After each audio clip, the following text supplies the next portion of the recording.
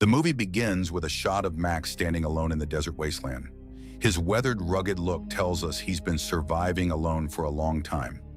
He hears approaching vehicles in the distance, and his instinct is to run as he jumps into his car.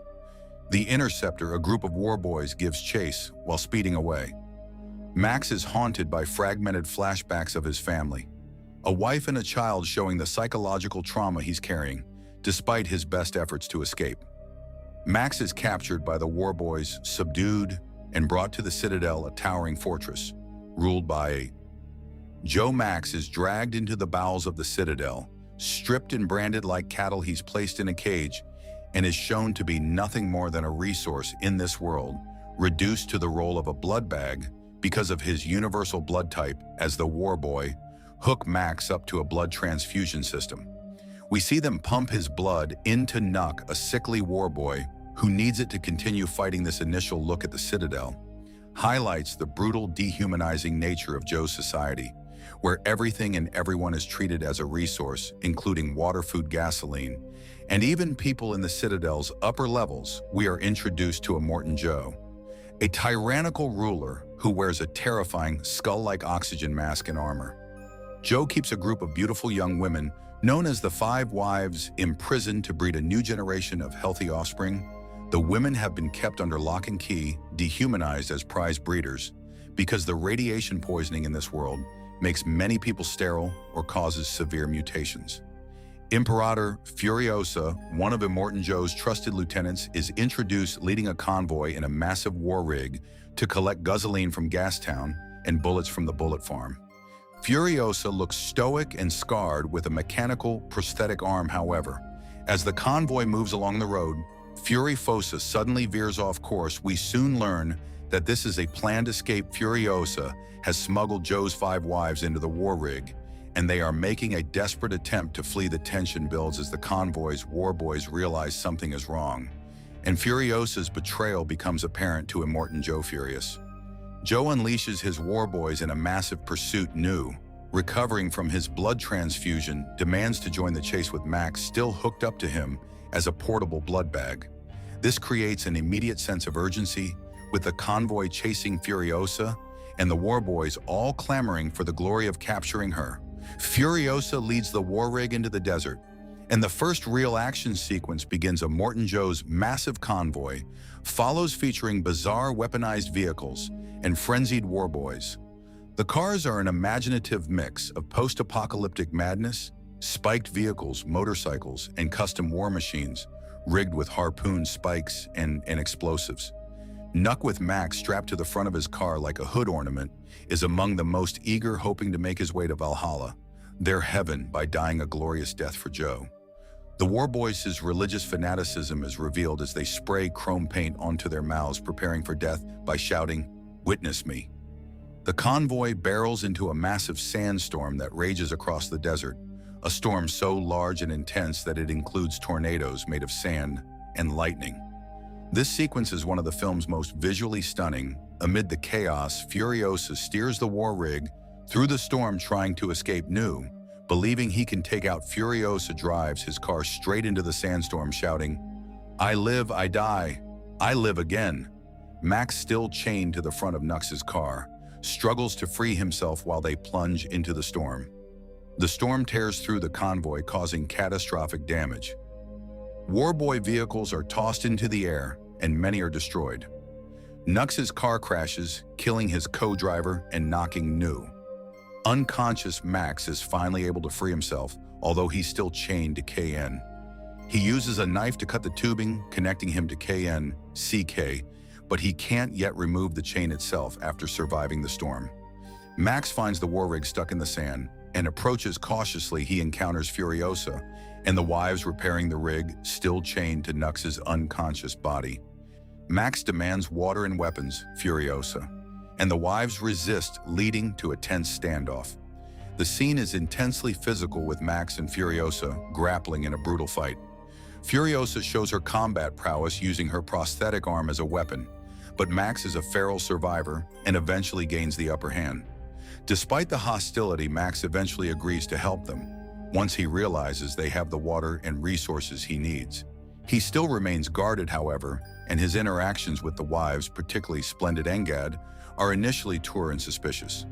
This scene highlights the themes of distrust and the necessity of cooperation in this harsh world.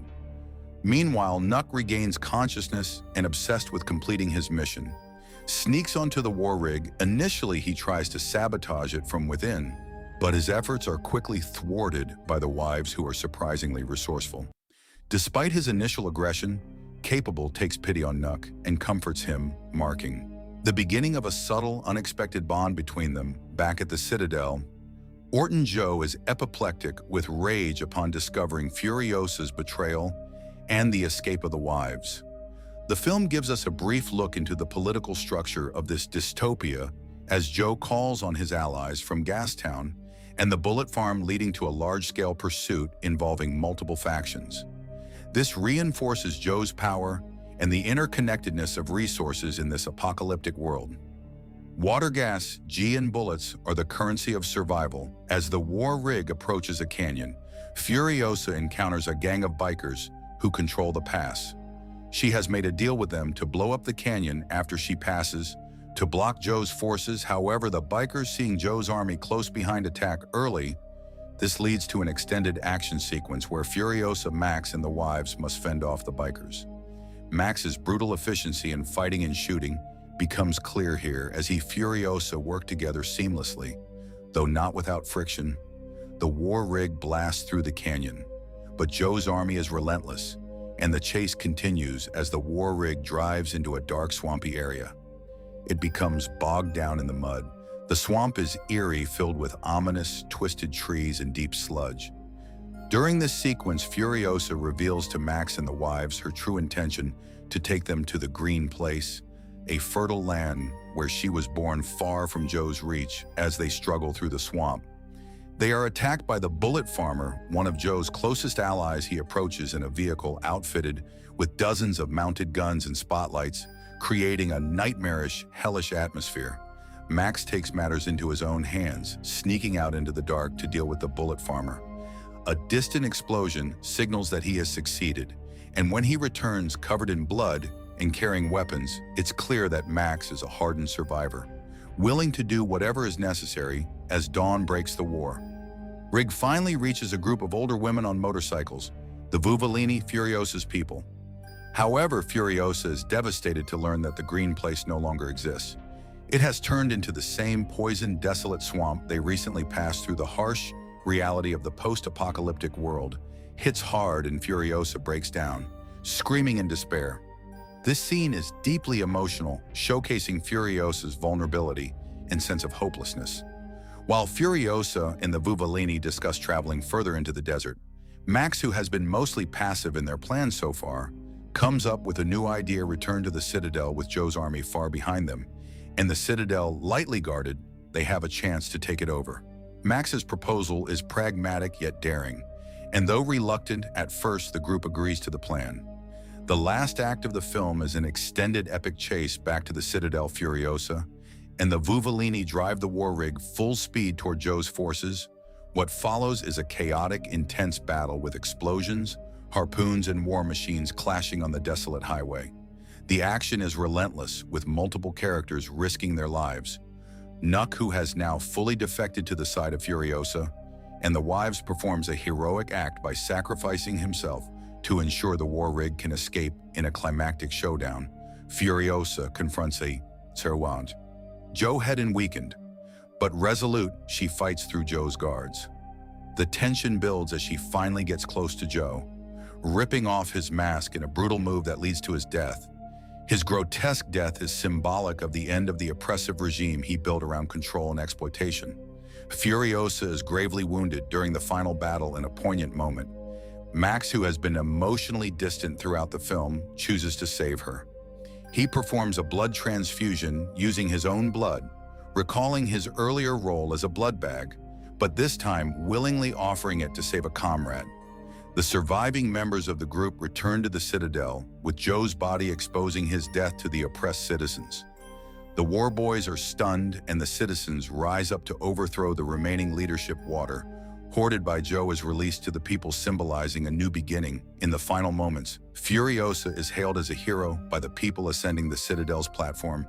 Max Ever. The loner quietly slips away into the crowd, disappearing into the wasteland, once more leaving Furiosa to lead the Citadel into a better future.